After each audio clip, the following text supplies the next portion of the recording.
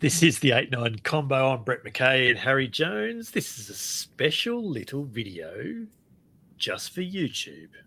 We're being nice, aren't we? That sounds like a children's show or something. Hello, everyone. We have a special Hello. little video for you It's about time for bullying. it's time for special video day. Exactly. Well, our special video is this.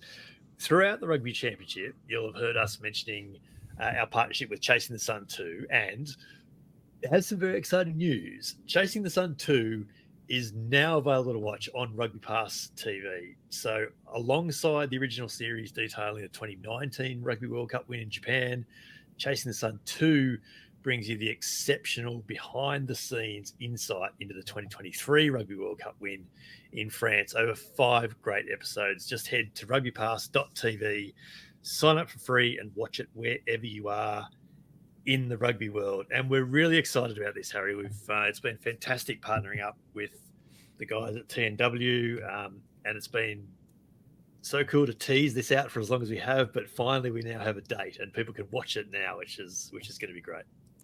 Yo, I'm really excited for Gareth Whitaker and the boys. They've put together something, boys and girls, who have put together something very special. I think it's a different way of looking at rugby and a different way of looking at the Rugby World Cup in particular. It's one of our marquee events. It's our marquee event. It's our shop window to the world. And to some extent, World Rugby has put that on lockdown. They kind of put some bars over the window, the shop window, and it's difficult. But this one kind of gets you inside, behind the scenes, and I love it. Like we've never seen before. You've called this before. You've called this in our teasers the best rugby doco you've ever seen. What is it that makes that so? Well, so I was thinking about why it's the best, because the Lions tours usually put out a pretty good documentary, which I've always enjoyed. But I think even in there's sort of obvious heroes. There's a heroic pose. I mean, it's an inside job. So they're putting together a documentary extolling Sir Ian and the magic of bringing the Scots together with the Welsh and all that. And there's sort of a formula there. And I like it. Don't get me wrong. I just think Chasing the Sun and Chasing the Sun 2 take us to a different level of human story where it's not obvious who the hero is. It's clearly not even obvious that they could plan something beforehand because the events just sort of take a life of their own. Yeah, you could build it around Malcolm Marx if you want, but then boom, he blows a knee and he's out. So then it becomes more about what, the reaction of the players to having to scramble, and Dion Ferree suddenly playing a part as hooker in the World Cup final, sort of the Stephen Donald angle. I thought also it took us more inside the mechanics of planning games, the strategy, and perhaps more of the X's and O's. And so for a real rugby nerd, it's really even fun. To the point, even to the point where we got proper insight into the dark arts of front row scrummaging. Yeah. And we've just not seen that explained from the mouths of professional players like this before. Yeah, and the degree of meticulousness involved in a scrum. In a scrum that becomes one of the best scrums in the world, right there with the All Black scrum. And it's never arrogant. In fact, you see the level of degree of preparation that it takes. So there's nothing arrogant about it. It's like we take every single opponent as serious challengers, and here's what we're going to do. And I think also there's humor and there's an ability. And I think, Gareth and the guys told us about how embedded they were. And I think that people forgot the camera was there, which is there's no doubt. What you want for a documentary, What did you learn about the Springboks that you didn't know because of this series?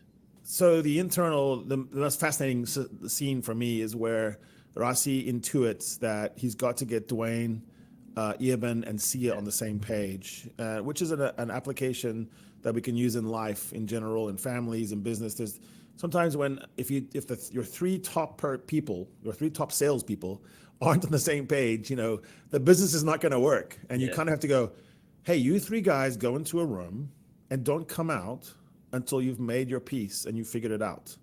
I didn't know that story, and it was fascinating to see that it worked. And there was a different air once they had done that. And now it's even more fascinating because Dwayne's a coach. So you can watch this documentary and it helps you watch now. Like, oh yeah, I remember in Chasing the Sun. And so it helps you see the team now.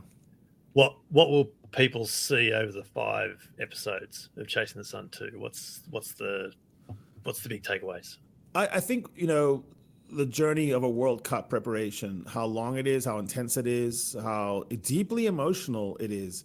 We talk about sports in terms of high performance and sprinting and Bronco times and all this. And actually, in the end, the winning teams, whether it's those Lions documentaries that you watch or this one, it ends up being the team that adheres and coheres to each other and finds a way. And I think in the end, what you'll really find in this documentary is that it was not as easy as you thought it was.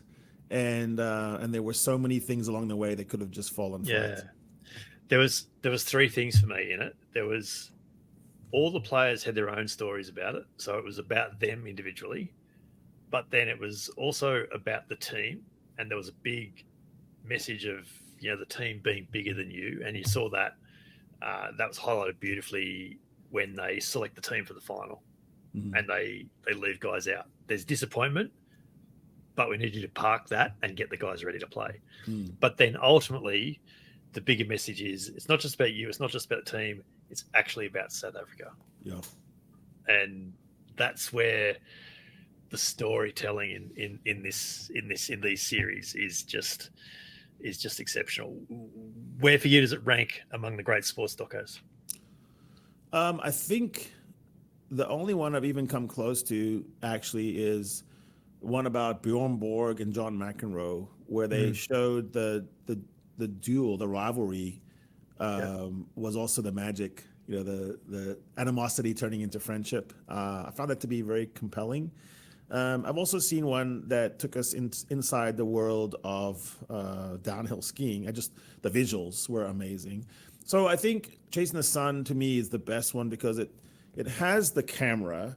It has, if you are really into the angle of the charge down by Cheston Colby, you'll love it. If you want to talk about the technicality of a scrum, you'll love it.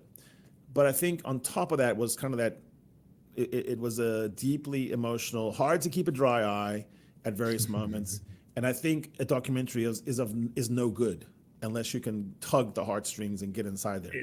But I never felt like it was cheap. I never felt like it was a puff piece. I didn't feel like executive producer Rassi Erasmus made himself look any better or worse than he was. You kind of get him as he is. So I find that to be interesting too, because most documentaries I've seen, depending on who produces them, if it's Lance Armstrong, then he's going to look really good. And if it's the guy who doesn't like him, this one is, you can pick who you like the most, and I don't know who it would be. There's moments of comic genius by our friend Franz Malherbe where he's just so downplayed, and then there's the high energy guys as well. That I do think my big moment that made it all different for me, and this is probably because I'm a Buck fan, was Peter Steph du Toit in the locker room, just telling his teammates, if you're bong or you're tired, if you are tired, tell us, we'll make a plan. There's something very resonant about that phraseology in the Western Cape, particular about a farmer telling you, maka plan. And it was a big moment. And I love the fact that the coaches knew, back off, just let the players take over right now. It was a big moment. We've loved teaming up with Gareth and Jack from TNW to build up the lead into Chasing the Sun 2's release onto RugbyPassTV, and it's great news that rugby fans all around the rugby world now will finally get the chance to see this now. Yes. Yeah. So head straight to RugbyPass.tv and sign up for free and catch Chasing the Sun 2 now, wherever you are in the rugby world. Come watch with us.